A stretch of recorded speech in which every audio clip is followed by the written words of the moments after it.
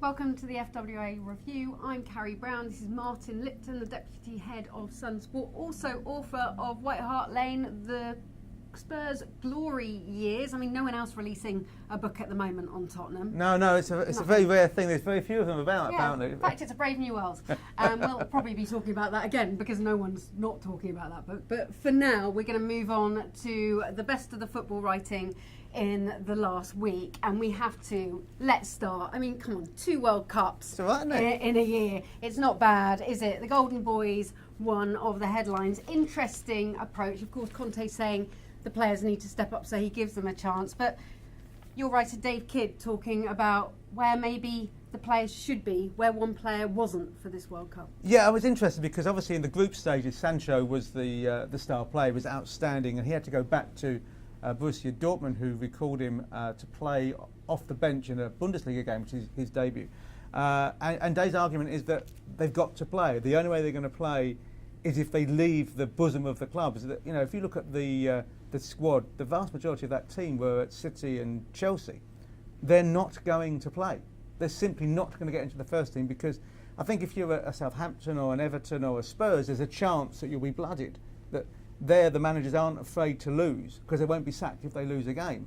If you're at City, if you're at Chelsea and you lose matches, you possibly lose the title and you will get sacked, and therefore that's the problem. Chelsea haven't had a homegrown regular starting player since John Terry.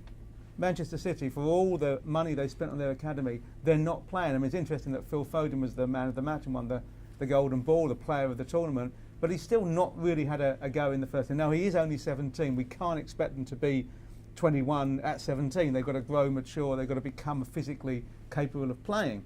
But would it not be more sensible, in the argument that Dave makes, for them to leave the comfy environment of the club where they're at, explore, discover, find out about themselves, become men, become players? And it's a fair argument, I think. Does this prove, though, the academy system is working? We can't all St George's Park. You can't dispute 2 World Cups in a year. That's impressive. Look, I think it comes down to both working together. This EPPP thing that went through from the Premier League, they were always telling us it would be 4 or 5 years before it started to bear fruit.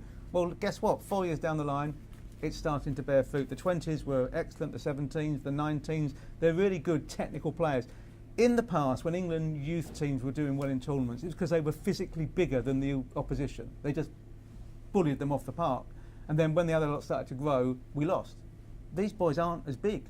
They're more skillful. They pass the ball around. I watched some of the England games, and early in the tournament, they were against Mexico. They were 3-0 up, suddenly pegged back to 3-2.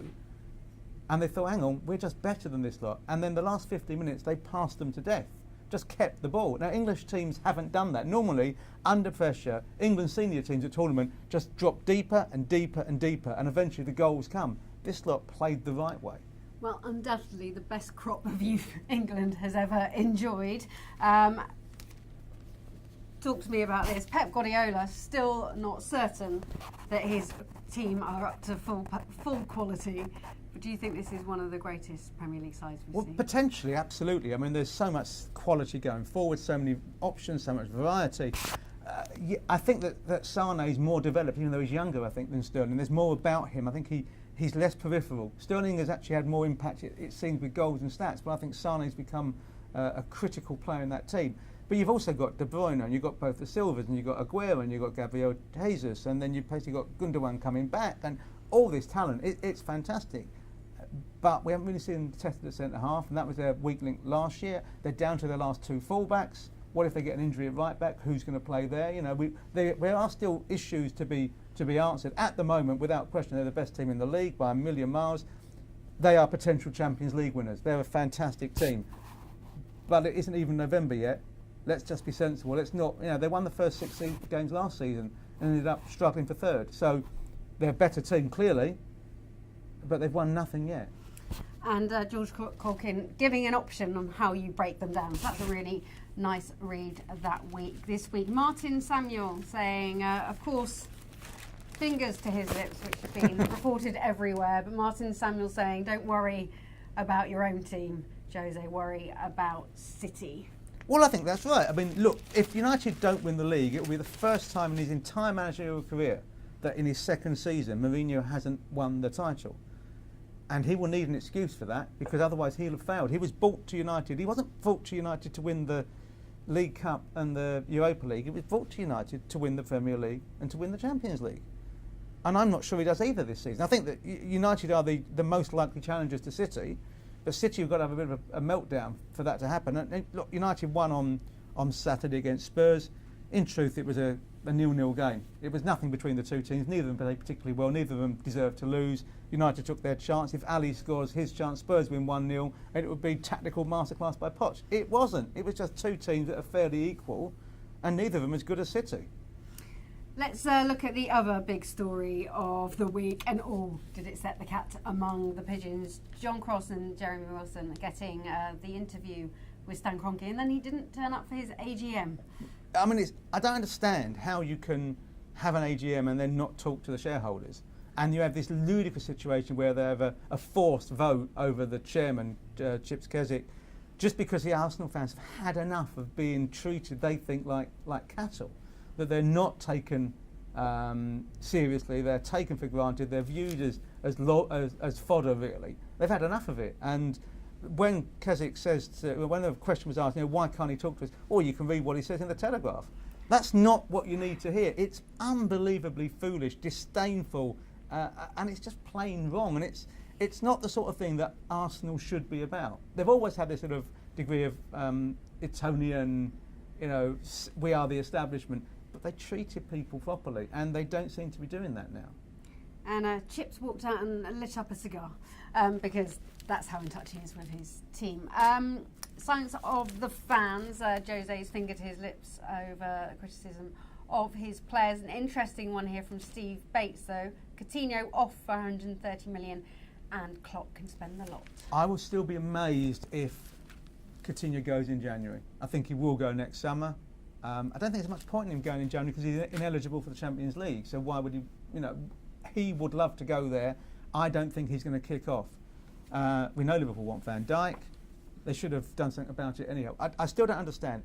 If you're Liverpool and you want your centre-half and you can't get it, what do? You either go and get another one, or you use the best centre-half you've got at the club, even though you don't fancy him as a bloke, rather than selling him to Palace, which is what they did at the end of the window.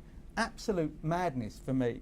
If you think you're not going to get Van Dijk till January, bite the bullet for 6 months, stick with Sacco, who's better than Lovren and better than Matip and better than everything else you've got.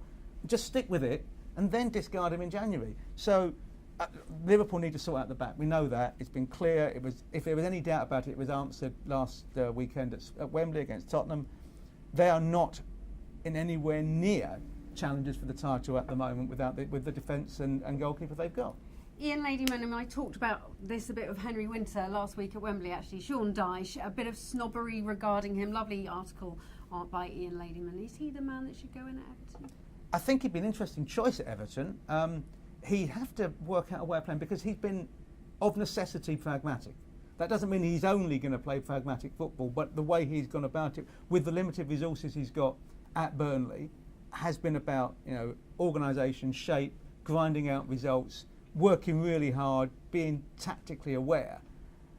But Everton's supposed to be a school of science. It's supposed to be about attacking football. I mean, even Unsworth tried it with two wingers at Leicester, and it didn't work. And then he ended up going back on himself halfway because he lost faith in what he was doing. So Dyche has got to prove he can play a different style of football. That doesn't mean he can't, and let's give him a chance if he's the one. I still think they might go elsewhere. But I think that Dyche, like Eddie Howe, is underappreciated because they're English. But that doesn't mean they have to be given extra credit because they're English. They have to do it.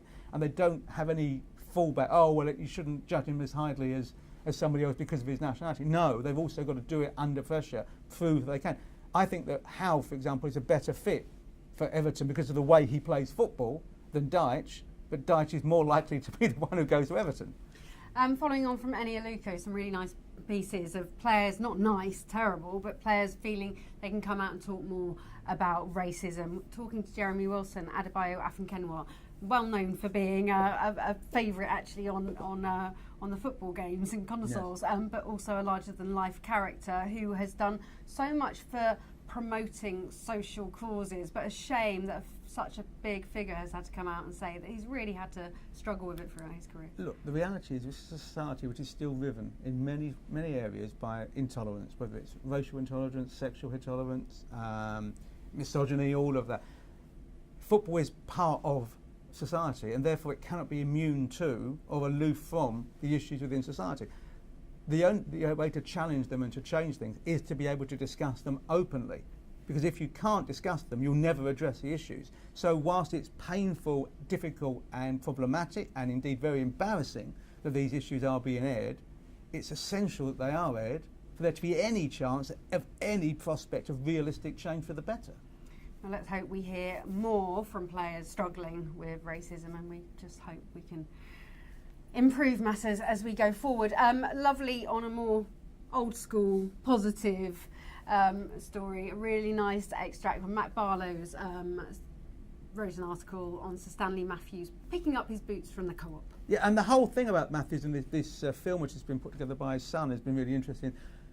Going back to the racism, this is a fellow who went in the 60s to Soweto and trained black kids, which was seen as, well, A, it was illegal, and B, it was seen as incredible that someone would be willing to ignore the constraints of apartheid. And he got stick from both sides of the political fence, really. For breaking the embargo and going to South Africa, another one for trying to break the colour bar. So it's an incredible situation. He's a very brave man, and Matt's piece again just gives you a flavour of what Sir Stan was. Who was this chap who was, we used to run to training 15 miles every day when he was a kid in Stoke. He was such a diligent professional of a very different era to today's modern superstar. And a social pioneer. Absolutely. Looking ahead to this week then, Champions League, a few matches coming up. I have to ask you though, we have spoken about Pochettino's book over the last two reviews. In terms of journalism, in terms of getting an insight from a manager while serving before winning trophies? I don't think the trophy. Look, he's manager of Tottenham Hotspur. Therefore, he's taken a team that used to aspire to come in fifth to aspiring to win the title. They've been third and second the last 2 years because of the bond he's created with those players. Those players knew what he was doing. They were interviewed for the book. I don't have any problem at all with him talking to people. Pochettino has obviously given his seal of approval. The club have put it on their website, so they can't be that unhappy with it. Clearly, everyone is happy. The only people who are unhappy, it seems, are people who aren't involved. I don't quite understand where the issue is. But in terms of journalism, in terms of getting an insight on a manager, is this quite a new world? It's fascinating. I think it's great. I mean, I think it's a really interesting read. It gives you an insight to someone in a different way. We've had hints of it before. People talk about it. There's the thing that I quoted Lloris talking about Pochettino and other players as well. He has brought something different to them, but this is his take on what he does. Some of the quirks, some of the idiosyncrasies, the lemon thing, like, no one quite understands that, but that's him, and it gives you a sense of what drives this man who's there every morning, like Ferguson used to be at silly o'clock, and Lee is the last one out of the training ground as well every day. Down to the details of the green smoothie he has for breakfast. I mean, there is a lot there, but it's great, and I don't see why anyone should be unhappy at getting this level of insight. I wish I'd been able to get that insight, over the last 25 years. It's really important. Whether others will open up like Pochettino has, I'm less sure, but I don't think there's anything wrong with him doing so at all. Who's going to grab the headlines this week in Europe? I think the big story is going to be Chelsea's game at Roma, because if they win that, they've qualified. If they don't, suddenly they're in a real fight for winning that group, because they play Atletico in the final game, which probably will be win or bust, particularly if they lose at Roma. United will qualify. I think City might actually not win at Napoli. If they do win, it'll be a real sign of where they're going. And obviously all the interest is going to be on Spurs with Real Madrid. Two teams who lost at the weekend. I think that Tottenham's defeat at United looks far less critical than Real Madrid's defeat at Girona. And there's issues now again with Ronaldo, who may face another charge for an incident involving an opposition player. No bail, which is a real shame. I think that Real will actually win because they need to win, where Spurs would love to win but won't be devastated by losing narrowly.